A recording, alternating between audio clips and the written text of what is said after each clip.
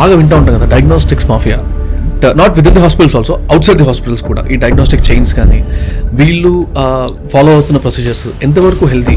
ఈ diagnostic centres business రూపంగా there is a role, no question. Best of talks full podcast నుంచి best parts అన్నీ ఇక్కడ available ఉంటాయి. Do watch it.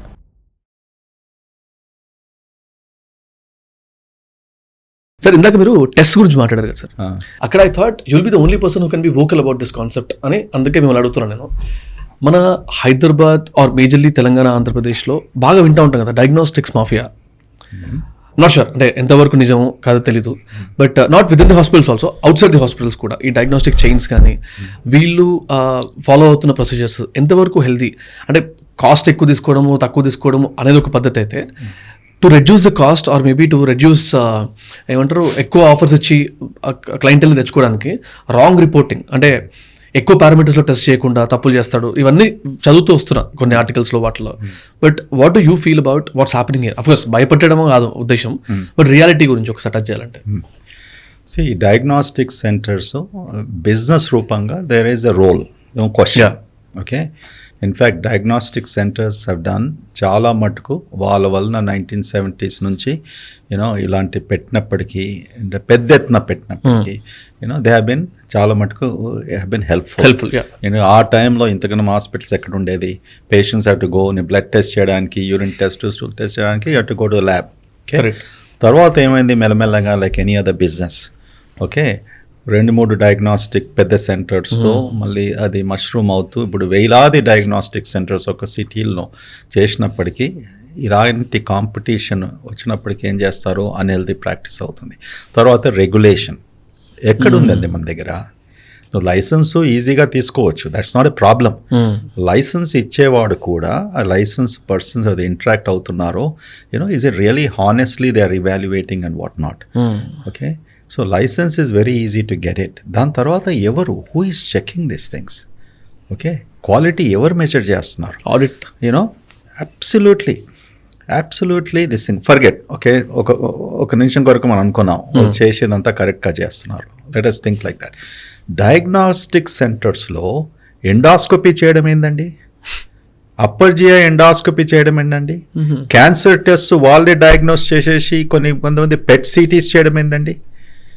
Do you think ఇటువంటి జబ్బులు కేవలం టెస్ట్ చేస్తేనే మనం అయిపోతుందా పేషెంట్స్కు? It's non sense. ఇలాంటి ఎన్నో డయాగ్నోస్టిక్ సెంటర్లో జరుగుతున్నాయి. ఫుల్ హెల్త్ చెకప్ అని పెట్టేసి స్ట్రెస్ టెస్ట్ చేయడము, కార్డియాలజిస్ట్ లేకుండా కూడా ఒక రెగ్యులర్ MBBS డాక్టర్ పెట్టుకొని ఏమవుతుందా పేషెంట్స్ స్ట్రెస్ టెస్ట్ చేస్తూ సడన్లీ హార్ట్ అటాక్ వస్తే ఏమవుతుంది? అది రిపోర్ట్ చేస్తారా? So these are all the major issues అన్నట్టు. అలాంటి నువ్వు డయాగ్నోస్టిక్ సెంటర్ అన్నప్పటికీ ల్యాబ్ టెస్ట్, ఇమేజింగ్ టెస్ట్ అంతవరకు రెస్ట్రిక్ట్ చేసుకోండి.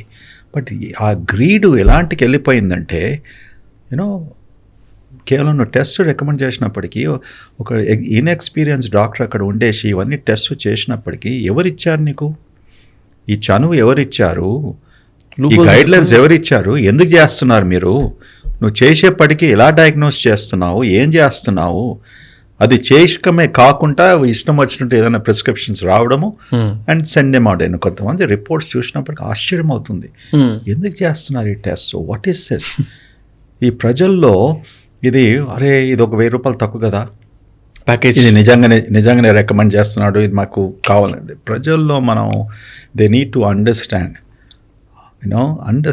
ఇటువంటి దానికి వాళ్ళు they should not sold out. Okay, వాళ్ళు బాగా ఆలోచించుకోవాలి. దట్స్ వన్ ఇష్యూ అనుకోండి. సెకండ్ ఇష్యూ మనం క్వాలిటీ అనుకుంటాం. సరే, క్వాలిటీ గురించి కొంతమంది ఈర్ష్యతో మాట్లాడుకోవచ్చు. ఓకే, ఇది ఇట్స్ ఈ సెంటర్ క్వాలిటీ రిపోర్ట్స్ ఇస్తలేదనేసి. Okay, but you should not do like that. Right. Okay, నిజంగా క్వాలిటీ లేనప్పటికీ కూడా అది రుజువు చేసుకోవాలి. కొన్నిసార్లు టెస్ట్ ఇక్కడ చేసినప్పుడు ఒక వాల్యూ వస్తుంది, మళ్ళీ వేరే దగ్గర చేసినప్పుడు ఇంకో వాల్యూ వచ్చినప్పటికీ దెన్ అలాగా తెలుస్తుంది అన్నట్టు. Somewhere something is wrong, they not done it. వాళ్ళు క్వాలిటీ టెస్ట్ డైలీ చేస్తున్నారా according to the guide lines, ఇవన్నీ కూడా ఉంటాయి.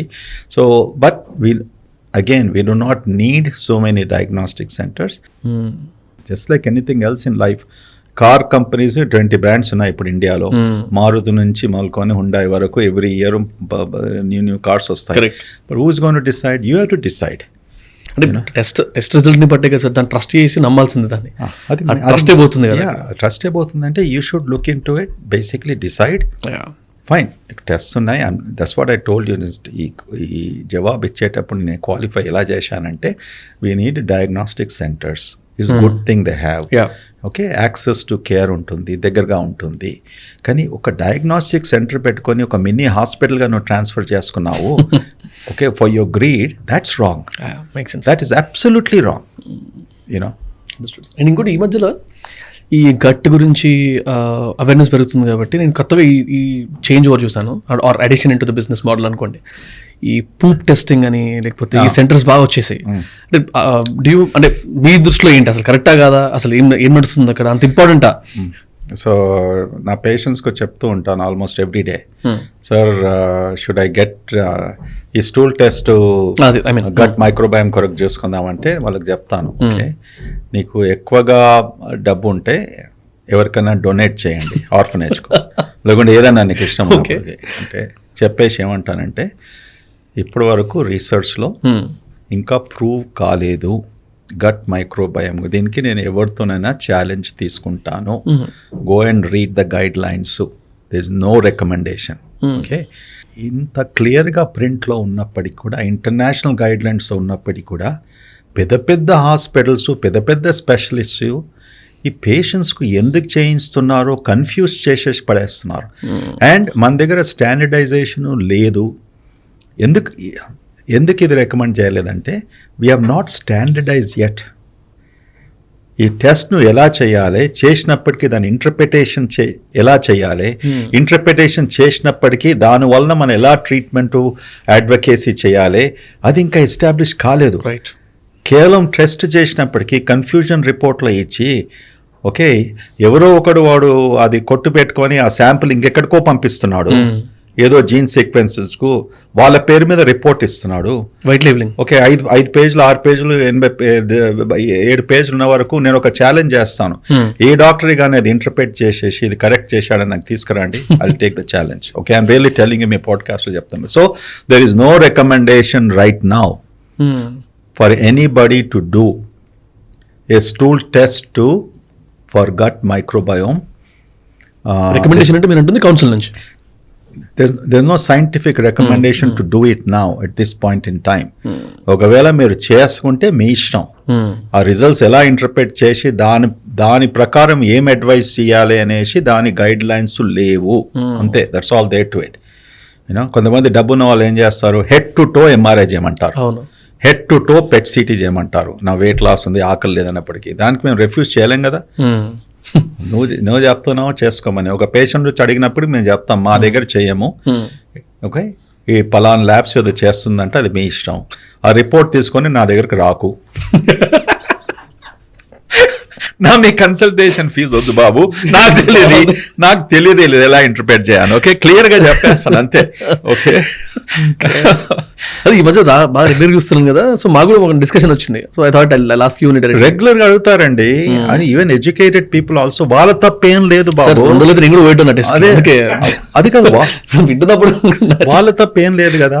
నీ పక్కన్న నేవర్ అంటాడు, నేను ఈ పెద్ద హాస్పిటల్కి పోయాను, ఈ పెద్ద డాక్టర్ చెప్పాడంటే వానికే ఉంటుంది. అది నాకు కూడా అందరూ ఉండొచ్చు, everybody is discussing gut microbiome, దీనికైనా టెస్ట్ ఉందా అనేసి వాడు కూడా వచ్చి అడుగుతాడు కదా. ఓకే, నేను కొంతమంది patients I met lose, but let me lose gracefully. సరే, let me lose gracefully. Thanks for watching the clip. Full podcast చూద్దాం అనుకుంటే వాచ్ ఇట్ హియర్.